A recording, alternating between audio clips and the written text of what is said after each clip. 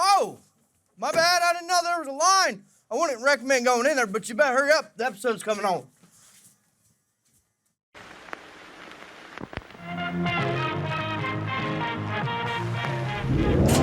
They're coming to get you, Barbara.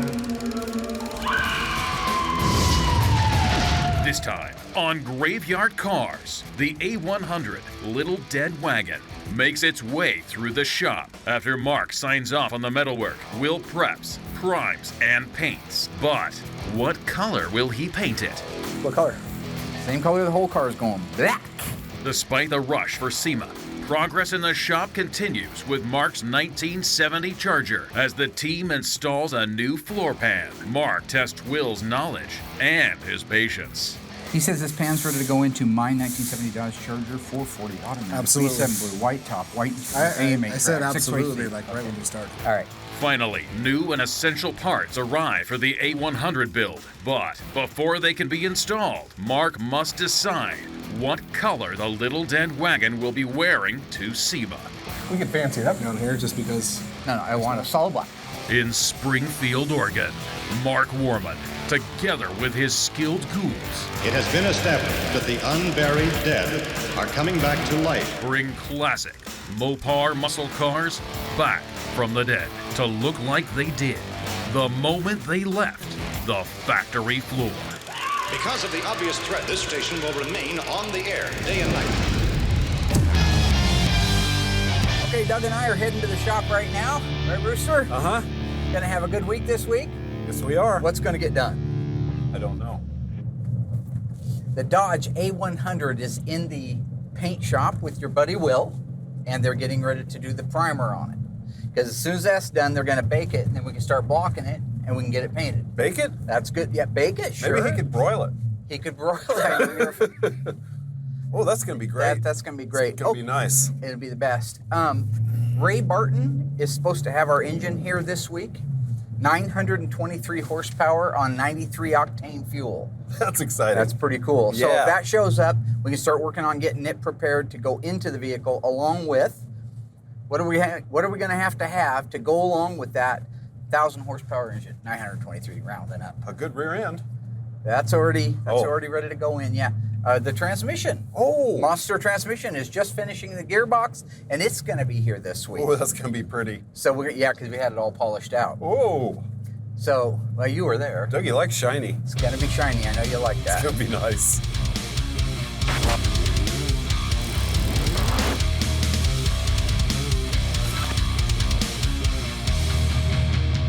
Right now we have Mark's 1964 A100. We have done extensive body work on this whole thing, just on the underside alone. You know, that's weeks of work. The body ghouls do all the mud work on it, all the cleanup, all the grinding, the things that it takes to make it look as good on the bottom of the vehicle as it will on the outside. So all that's done. So as much as I don't want Mark to come out here, and I don't need Mark to come out here, he's gonna wanna come out here to sign off on it. We're gonna get it in the booth, get it primered, and right after it's primered, we can get it sanded out and then go right to painting it black. He wants to go with just a single stage black on it. Virginia, and show me a sign. Send up a signal, I'll throw you a line. Can I not do the it? stained glass curtain you're hiding behind never lets in the sun. I love reciting lyrics, driving down the road in your car. So yeah, it's a bit of a habit for me. Now lately I've been listening to Billy Joel, who I call Billy Joe. Only the good die young. Is there any way when I'm doing my OT? Billy Joe, glass houses. Billy Joe. Okay. So it's Billy. Billy Joe. Let's look at this thing. Billy Joe. I got all of the fabrication work done on the back half of the car. That was the majority of it because we had to make room for the great big tires that go underneath it, the 8 3/4. We had to add a cross member to support the 426 Hemi that's out being built right now. You feel good about it? Yeah, we've got 2 weeks of work. And just so you know, I'm not going to be as picky. It's the bottom of a vehicle, so I don't expect. Had a body work the whole under. It looks really good from here, but let's just take a look. Flashlight. Oh, you actually had one. Okay. Oh. Okay, back down in there, if we could put a little bit of panel bond, there's a little bit of deterioration. No big deal, can't see it, it's already been blasted, rust is inhibited, if you will, but we do need some down in that area there. So all of that metal work is done. We even added some gussets, some cobweb type gussets, so it has a cool look to it. Look at these gussets. These are beautiful. My own little idea there. I won't need that from out here, I don't think. Go ahead, hold on to that. I don't think, I mean, how much longer are you signing off on stuff? Look at that. Yeah, I know, I did it. Those are so cool. Yeah. I built Dragula.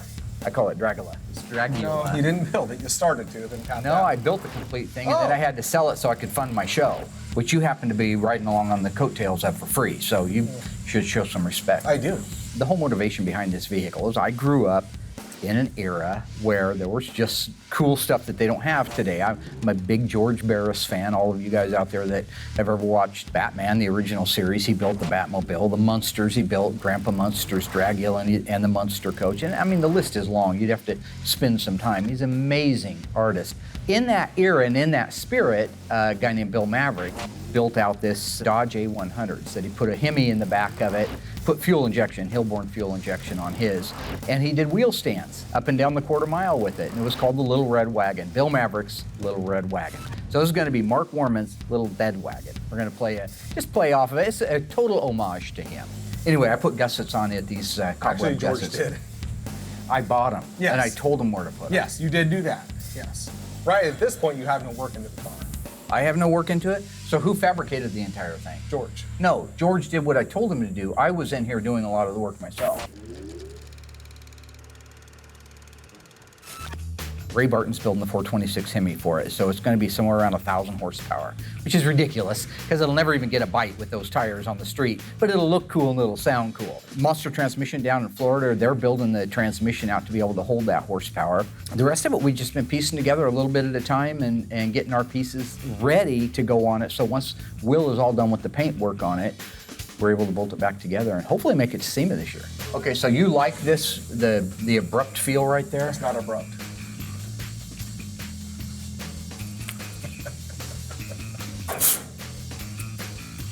Perfect. After you get it all primered out, I'd like to get it sanded out, and then I'm gonna come out and do the seam sealer myself. No, I'd so like it done right. You're gonna come out, spend 2 seconds on it, and pick all the And then you're free to go ahead and paint the bottom of the car. What color? Same color the whole car is going. Black, blue, black. The kind of black where you go black. Well, no, there's nothing flashy about it. So I figure if we're putting all this work into it, now's the time to really step up what we can do and show everybody else that we're not just an OE shop. We can fancy it up down here just because. No, I want a solid black. I just want a nice solid black. What is that, 9300? Well, yeah. PPG 9300, single stage acrylic urethane. We could throw, I'll call Jennifer and she'll send me out some special paint for it. It's not special, it's 9300. I'm just saying that we could actually do it in the base coat, which is the 1683. Why would I want a base coat, clear coat the bottom of a car? You're We're gonna not, do single I am. stage. I Yeah, am. I'd like it to look good. Now, I found my old box of cassette tapes from the Rolling Stones, so that got me thinking about, I see a red truck and I want it painted black.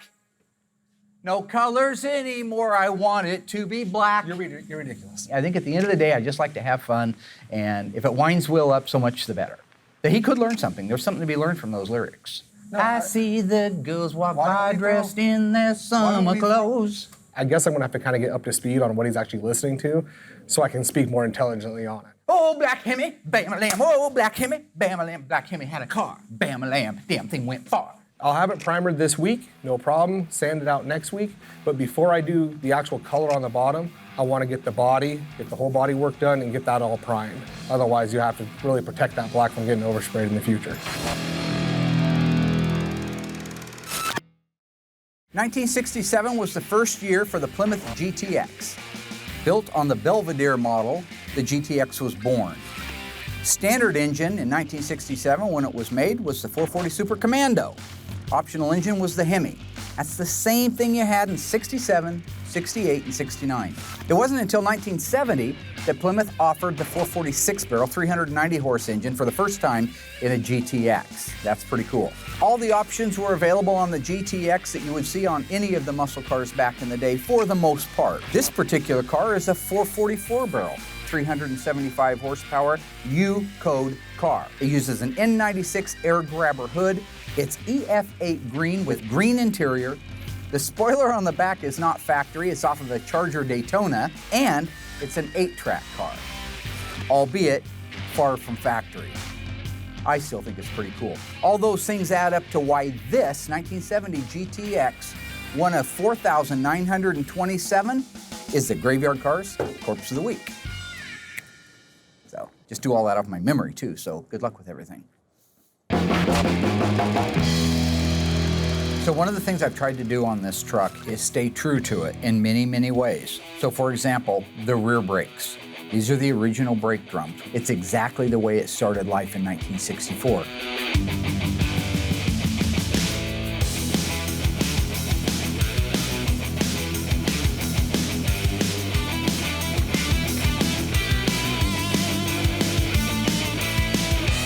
Doug has been doing a phenomenal job on everything. He's thorough, he takes his time. So the work that he's doing right now is the best we've ever had turn out of here. Done one time, and one time right.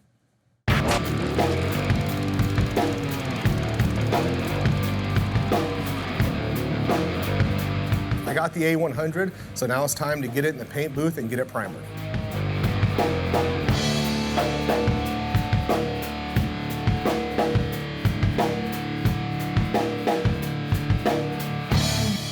Primer work looks pretty good, couple little things to fix, nothing major, but at this point we're ready to block it out and get it ready for pre-paint.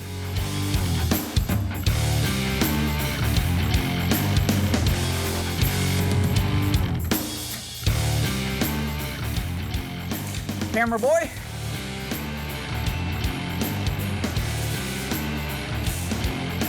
Mary. Hey, Alice.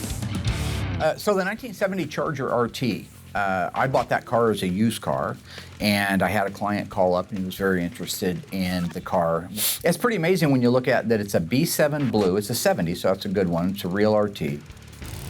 Numbers engine, numbers transmission, fender tag, white interior, white top,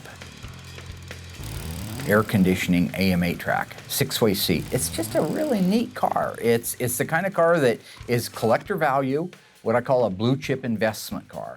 So this gentleman did want us to build the car for him, and we made the deal, but subsequently he had reached out to me not long ago and said he was having some health issues. He wasn't sure he'd want to be able to ride out the full time of our agreement. So I just wrote him a check back for what he had invested in it, and so technically it's my car right now. Cindy, Chanel, Will? Yeah. Must not have been able to hear very well in there. I can hear pretty well. Yeah. My understanding from our friend Bam Bam Rubble, that's one of our body men, Bam Bam. He says this pan's ready to go into my 1970 Dodge Charger 440 automatic. Absolutely. B7 blue, white top, white interior, AMA. I said track, 6-way absolutely, seat. like right when you started. All right. What I don't see here right off the bat is weld-through primer. Can you explain that to me? Well, it only has to go in the front and the back. Yes, yes it does. Now see, he's learned that. But I don't see it on the front of the back. Right, before he actually puts it on, I want you to sign off on where we're at right now. Because the primer might hide something. Right. Okay. Can we flip it over and make sure that there's weld-through primer on the back side? Well, there probably isn't. If it's not on the front, there's probably none on the back. I want to make sure there's weld-through primer there. So If I told you it's not here now, it's not on the underside. why wouldn't it be? It'll be, when that thing goes there, So you're it'll be saying all it's ready. not back here? I doubt it. And you're really smart. Well, wait, you said you signed off on all this. Why are you guessing? Yeah, it's back there. Yeah, we can flip it over. Oh, you want to go that way, lefty? Okay. All righty. Let's just now we gotta look at there now. Yes, you're right. You're partially right. There is some weld-through primer here. I don't see anywhere we're going to be. What do I want to say? It will. Welding through. We need weld-through primer. It on will be everything. there. It will be Okay. there. All right. It'll be there. What's the center measurement on the I didn't measure holes? it. Let's just see what old Mr. Tape Measure has to say. 2 inch on center, inch and 7/8, inch and a quarter. Decided, oh no, that's 2 1/4, sorry. 2 1/4 inch on center. We may flip it back over. You notice he spot welded this into place like he's supposed to? Help me out, I don't see so good. What is that thing for? Emergency brake. Okay, holder. Oh, it's the guide for the emergency Yeah. brake? Well, what in the whiskers are these? That's where the seats bolt in. Oh, we're doing those kind of seats where they bolt on the side of the tunnel? Yeah. Well, then what are these holes for? The braces go across here. No, these are actually where Oh, the those are the seat seats, goes. yeah. These are the seat belts. That's what I said. And this little critter up here? What would you do with that little rascal? Could it be for a speedometer guide? Let's flip it back over. I want perfect. So I'll be able to work with them on that, sign it off, and they can start welding that thing up. Okay. Everything looks like it's ready to go. Oh, he did do some here, it looks like. Yeah, there is some weld through on there, but this needs weld through on there. Okay. So why don't you tell me something? Center console 3-piece brackets. These are my original ones that came out of the car. How do you know those are located in the proper place, that they got transferred correctly? And how do you know that they are straight up and down to the rest of the car? Because we've already put the console on it. That's it. You did? I did. You mocked the console on there? Yep. Oh, well. By all means, can I see that? Where'd you put it? It was sitting right over here. Oh, Oh, yeah. thanks, Addie. Here comes Bam See? Bam. There you go.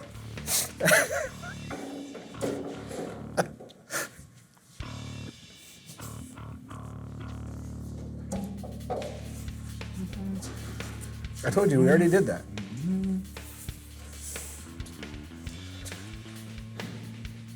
It's really, really close. They may end up having to shim underneath this one like a 16th. It won't matter once the carpet's on it. It actually looks pretty darn straight. So everything is welded in place. All the transfers have been made. The holes, the provisions for the plug welds are in place. Would you feel at this point that is ready to go into my 1970 Dodge Charger RT 440 automatic 727 torque flight, bucket seat, white interior, white top, white C-stripe, not a Bumblebee, air conditioning, 6-way seat AM 8-track car. When we started this, I already told you it was ready to go in. Yeah, I know, but I've So why already do you noticed need a to hear couple it of again? problems with it. You didn't so. notice any problem. Well, Where's your magnifying glass? why don't you be a lamb fry and go grab I'm us? not going to be a sheep testicle. Would you be a little buddy and go get us some weld-through primer and spray on that? Because that does underlap underneath. We're good. Was there a reason that you didn't want to put some on here? I just wanted to get your attention, I think. Okay. Yeah, good. You're learning how to lie like your boss. Very good. Very good. Go ahead and put your stuff on this. All right.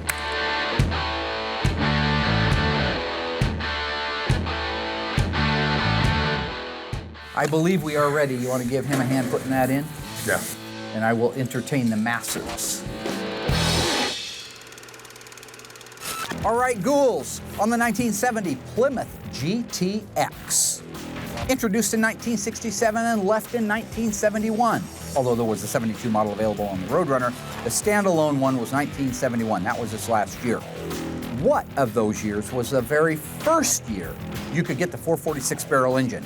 Was it 1969, 1970, 1971?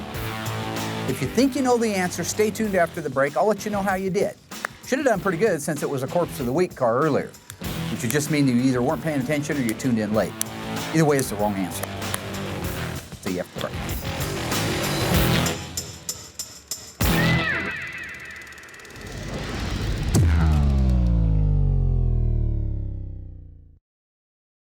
All right, ghouls, how did you do on that one? The question was, what was the first model year that the 446 barrel was available from the factory on a Plymouth GTX? If you said 1971, you're wrong. You're dead wrong because you weren't paying attention earlier. 71 did have a 446 barrel available in it. And of course, it was the last year for the GTX standalone model. The very first year was the 1970. Now, while this car does not have a V code, it is a U code, 375 horsepower, 440 Super Commando 4-barrel. It was the first year you could get the big bad 390 horsepower 6-barrel.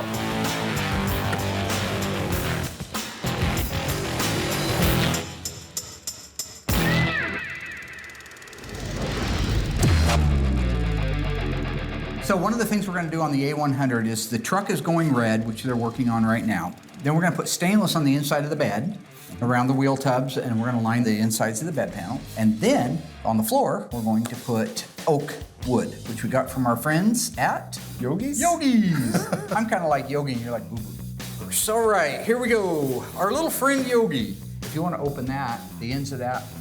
So this is going to be our hardware. Poor cousin Dougie.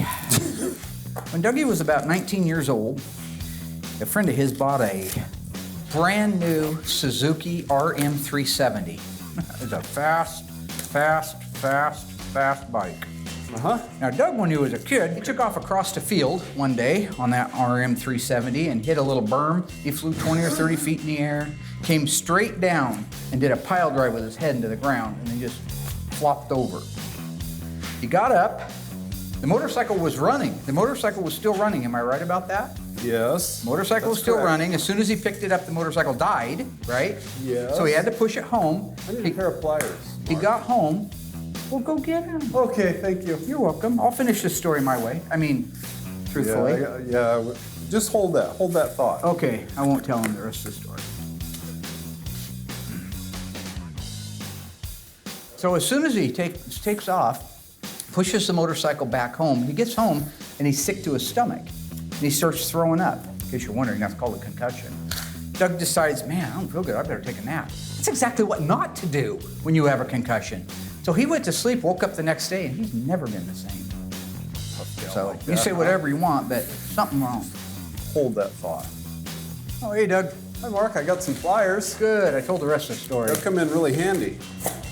Oh, look at that. Beautiful, beautiful. Oh, that's nice. Cannot wait to put that on. Wow, it's all polished. That's gonna be beautiful. Uh-huh. You guys see that? It'd be beautiful. It's like a truck bed Awesome. floor, huh? Well, I didn't get to hear the story. I had to go look for Oh, tools. it's just what happened is when you knocked yourself out on that motorcycle and you went home and you started feeling sick, so instead of going to the doctor and staying awake, which is what they say to do in the event of a concussion, you went ahead and took a nap all night, right? I was tired. Didn't feel good. You slept all night, right? Uh-huh. Uh-huh. Sure. How'd you feel the next day? Great. Different? Yeah.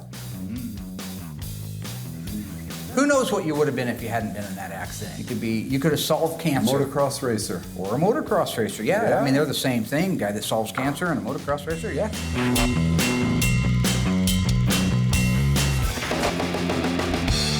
On the A100, you know, the intention was to paint it black. Then halfway through the build, he completely stops, changes his mind, and now we're going back to the original look, which was my original thought, which you said was a horrible idea. It would have looked awesome at the show black, no problems at all, but red was the right way to go, and I'm glad we stuck with it.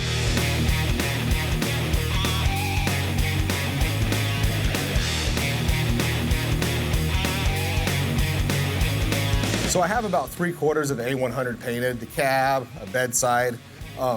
I know a lot of times you'll just paint the whole thing, but it's such a time crunch this year, it's real time. We're that far behind, so if it's ready, I just paint it.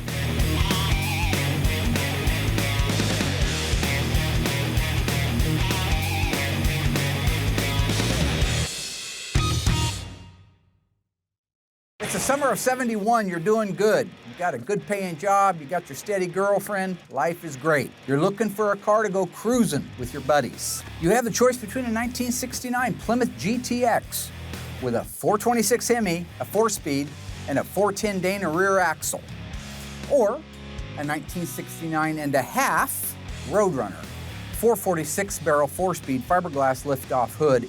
F6 green is the original color. Which one would you pick? Go to graveyardcarz.com, cast your vote for which one you like the best, and we will announce it on our Facebook Live next week.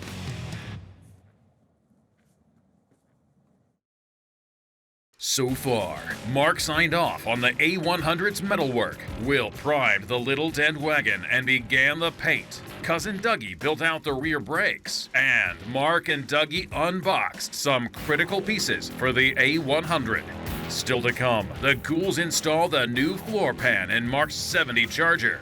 Will blocks, paints, and clears the little dead wagon before moving it into assembly. Finally, the most critical piece to the A100 build is unboxed. Well, we don't usually mess around with the hypo stuff, but that's crazy.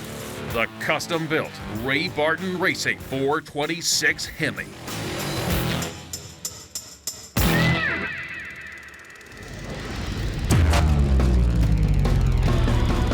So I want to talk about the dash and instrumentation area of the 1970 to 1974 E-body. All of them, except for the 1970 Dodge Challenger non-rally instrument cluster, all use this type of heater control and radio surround bezels. They reside right underneath the instrument cluster. If you're on the left-hand side, I'm speaking backwards, your heater control switches would be in here on your left-hand side, and on your right-hand side, your radio would protrude through here. If you have an AM 8-track, which is available only in 70, this drop-down is the provision for that lower part of the deck to come protruding through, and this hole right here is what accommodates the selector to go from track to track. Take a look at these two units. The one above has the correct texture on it. It's in nice shape, it's shiny, it looks the way it's supposed to. The one on the bottom, while it's not broken, is missing all of its texture. If you look carefully here, you can see me flaking it off. That texture comes off over time and it begins to look like this one right here. So when it comes to doing a rally instrument cluster conversion on your 70 to 74 E-body, or if you're just restoring one, you're gonna wanna replace these parts. It's easier and it's cheaper to buy the new ones versus sending this out and having it replated. Because these are perfect reproductions of the originals, but they already have the chrome work. They already have the highlights with the white. They're new plastic, not old brittle plastic that's prone to break. And now you know a little bit of something about E-body instrument cluster bezels. Dash bezels, surrounds. Tony calls them dash trims. I don't know why. But see, he wrote it right here, dash trim. I don't think Chrysler called it that.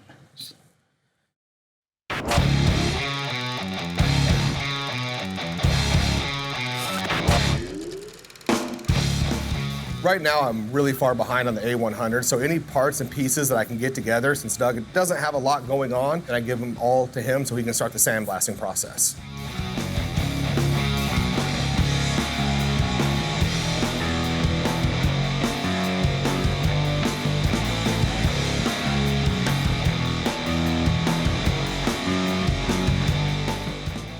Now that I got the hinges back, I can check that off the to-do list and I can get them painted and move forward with the A100.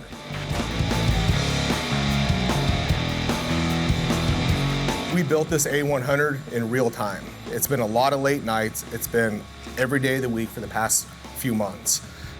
If there's something I can paint and get it curing, I'll do it. So, I painted the cab. While that was drying, I jumped onto a bedside. Whatever needs to go red, that's how we kind of had to do this. So the whole truck was kind of done in parts and pieces, just so that way we can get it put together and get it delivered on time. When I paint the doors and hinges, it's pretty much the same process as when I do the car.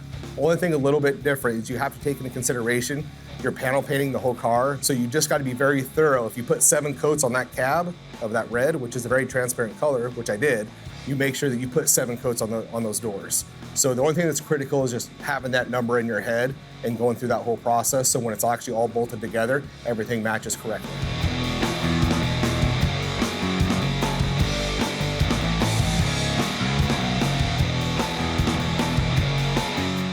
I got the inside of the bed completely painted black. Came out great, just like we were hoping. Now that that's done, I can jump over and wrap up the paint work on the last bedside.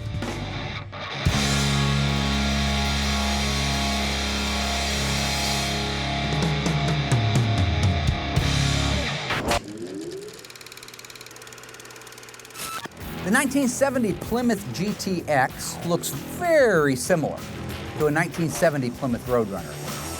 A little different grille, headlight doors, trim, tail panels treated a little bit differently. True or false, the GTX is built on the Roadrunner's platform. If you think you know the answer, stay tuned after the break and I'll let you know how you did.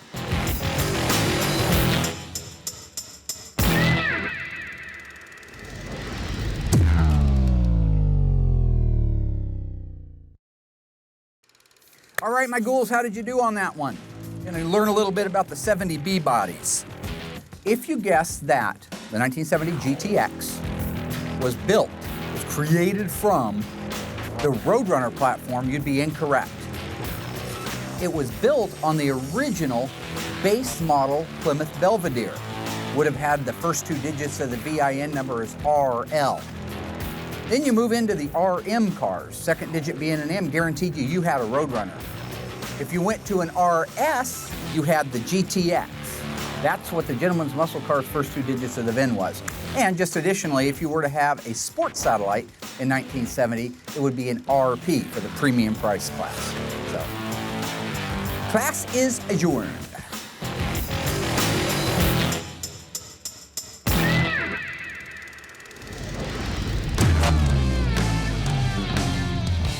Now that all the pre-paint work is done, it's time to get it all blocked out, sanded, and ready for final paint.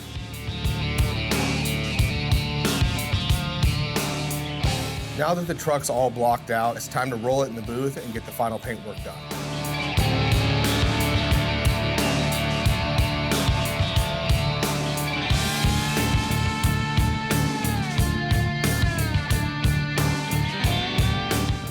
Now that I got the color all laid out and it looks amazing, I can jump in there and get the clear coat all done.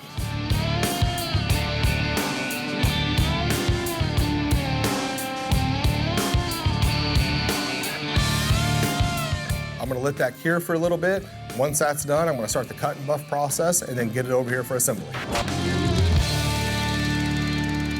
Will, I have a question for you. Just getting ready to put this in. And you did really good on the tutorial earlier. This big old ugly thing here, what do they call that thing? It's a torsion bar cross member. Torsion bar cross member, that's right. If you know the answer, just shoot it right out I just there. did. Okay. But you get mad when people My finish your cousin Vinny. sentence, remember? That was from my cousin Vinny when he was You get talking about mad the at Doug, dirt on don't the you? screen. And he said, and what do we call these little things with leaves all over them? Bushes? Yeah. What is this right here? It's a rail. What? It's your frame rail. It's frame rail. Is it a right or a left frame rail?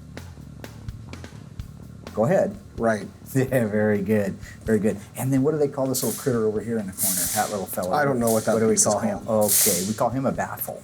Yeah, right-hand toe baffle. So that's okay. wasn't- So this is the torsion bar crossmember. The torsion bars actually go through here, all the way up to the front and intersect with the lower control arm.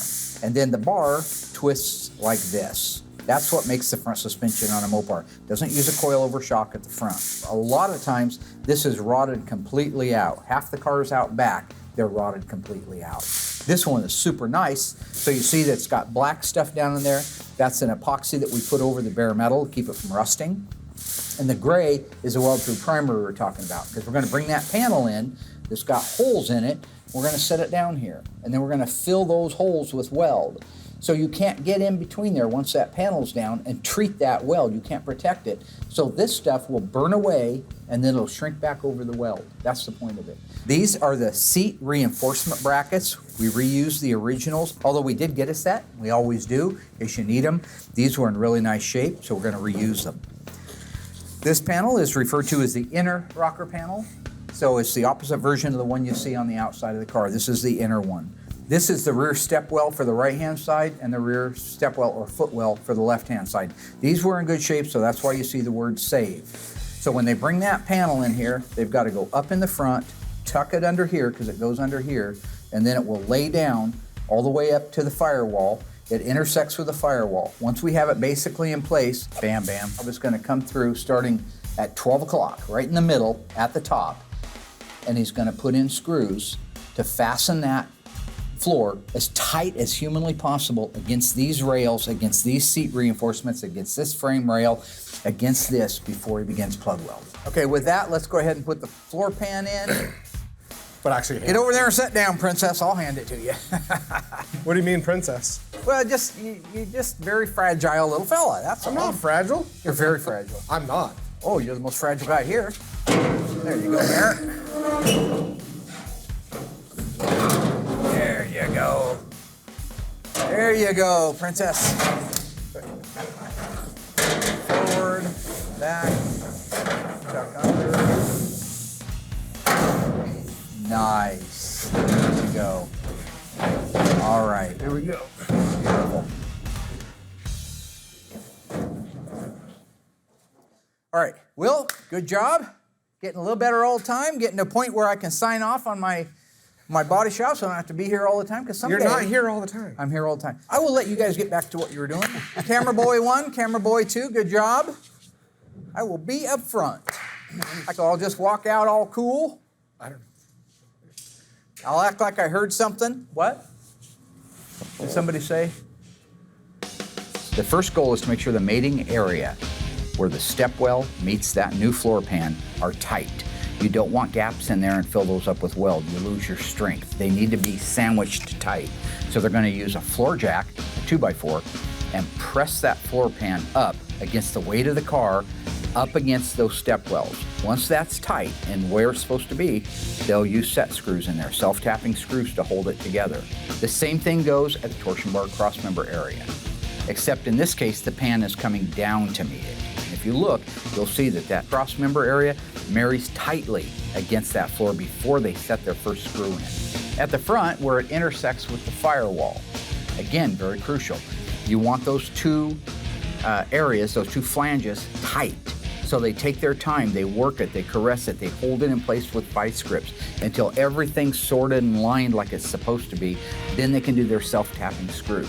After that, they begin the spot welding, the MIG welding, the plug welding to get everything into place.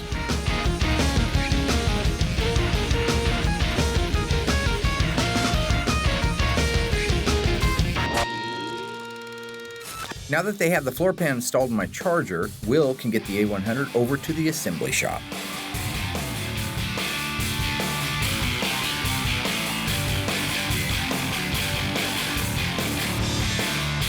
I'm excited to get this rolled over here because I am the paint and body side, so our part is done over there.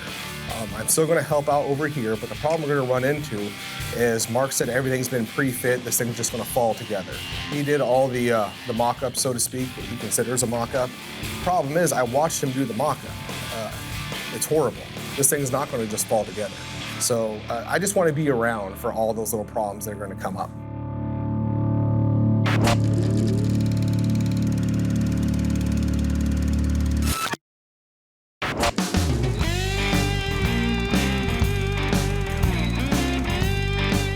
So I am standing here with the crack shot team of my best friend Dougie and Will. We are getting ready to open that pallet right there, that crate. The engine that is in there just got here from Ray Barton Racing. They built the 426 Hemi that's going in the little dead wagon. So we went to Mark a year ago with a plan. He signed off on it, wanted to do it, and then put it on the back burner because we always do a pull through. 6 months went by. You know, we said, hey, should we get going? No, we're good, plenty of time. Will's a liar and a fat mouth. I never got cold feet, I never delayed anything. See, I have a method behind everything that I do.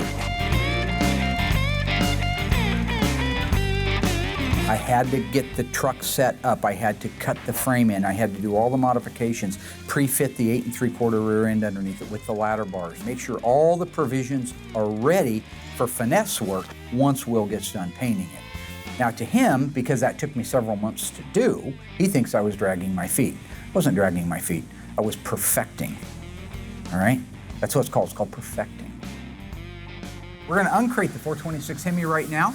Take a look at that. We've got to marry it up to the transmission, which also just got in from our friends at Monster Transmissions. Are we ready? Ready. Let's do it. They have already ran this on their dyno down there at Ray Barton. And would anybody care to guess what the horsepower output of this bad boy is? Being it's a 426, I'm gonna guess 914. Okay, so you got the memo. 914 horsepower. That's what I just said. On pump gas. I just said that. I know. Try to. I can't do Okay, it. let's lift that bad boy off of there. Okay, there's the top. Oh, Oh my. Come on, Doug. It's got Ray Barton valve covers. I Lift can't- that side off, Mary. Crazy nut. Oh boy. Holy cow, look at that. They didn't send me any pictures of it done. Wow, look at that. Well, we don't usually mess around with the hypo stuff like that, but that's crazy. Look at that, wow. Well, Holley provided the carburetors. I believe they are dual 780 Holleys on an 871 blower shop polished aluminum blower. Mopar Performance 426 Hemi block. This is a second generation real stuff. What do you think of that? Pretty awesome. What's that gonna look like in there? Pretty amazing? Like a Hot Wheel? Like a Hot Wheel. Well, they already got all the linkage hooked up. Oh, it's whoa, spraying shit. gas. Yeah.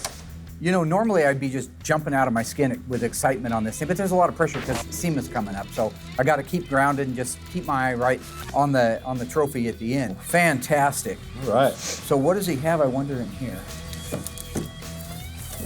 And nice Ray Barton shirt in XL. I'll be wearing that. Spec sheet. I was wrong. Holy cow. 924 horsepower. 923. 23.7, doesn't matter. Close enough. That is going to be awesome. I think this will just lift off of there because it has screws. Hold on. Oh, God. I don't mean to be so. Oh, you're okay. You can be so. Yeah. Are there screws over there? Nope. So, are you ready, Mary? Now, lift it up, Alice. I want to show everybody. Come on. Seriously, Yolanda, I want to show them. Latoya, Jessica, Veronica, Cindy, Sandy, Mindy, Mandy, Andy, Brandy. Hey, Will. Yeah, lift what's that up? in? Oh, yeah, hey, let's just lift that right off. Okay. Wow. I had polished a case, a 727 shorty case, sent it off to the guys at Monster Transmission down in Florida. They did a beautiful job. I'm excited to get it opened up along with the crate, find out exactly what we have, what we're going to need, because even though I'd love to be dancing around singing about how awesome it is to have this stuff, there's still going to be 100 things that need to be found and sourced last minute to be able to get it in the truck and get it running under its own power. I believe it's a 3500 stall converter. I'll double check, but I believe that's the case. That way it can be up to around 800 or 900 horse before it engages and flips the truck over backwards. It's gonna be the best. That's a good thing. Yeah. Yeah. Yeah, we're gonna die. It's momentum. Ooh, look at that. Beautimous. What is that? I guess that's a factory marking, huh? Crazy. Wow. Boy, that is gorgeous, isn't it? I believe you're gonna see one of the most amazing throwbacks to one of the coolest trucks ever built, and brought to you by your friends at Graveyard Carz. Well, and Ray Barton Racing and Mopar had something to do with it. PPG gave us some paint. Monster Transmission built. I'm not taking all the credit. There were a lot of people involved. Just my friend Ron Jenkins gave me a bunch of the suspension pieces for the back of it. Basically, I didn't do anything.